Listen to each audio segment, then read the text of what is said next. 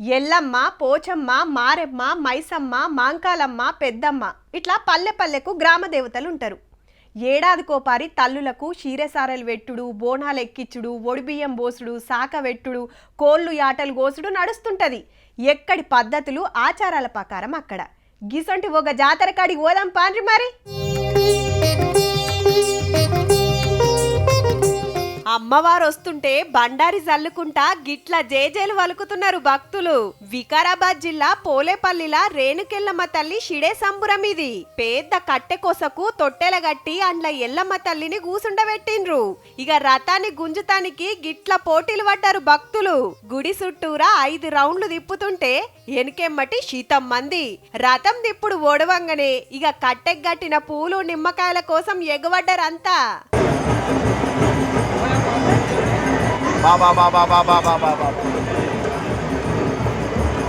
ఒగల్ని వట్టకొగలు నూకేసుకుంటుంటే ఆగబడటానికి పోలీసులు లాఠీలు అందుకున్నారు. ఓ మలక ఇవి తీసుకుపోయి ఇంట్లో పెట్టుకుంటే మంచిదని భక్తుల నమ్మిక.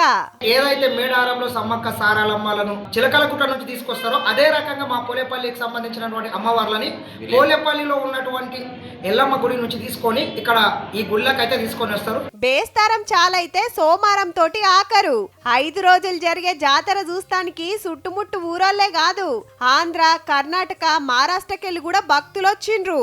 మేడారం జాతర ఒడిసింది గాని ఎండాకాలం అంతా పల్లె పల్లెన జాతరలేనబ్బా.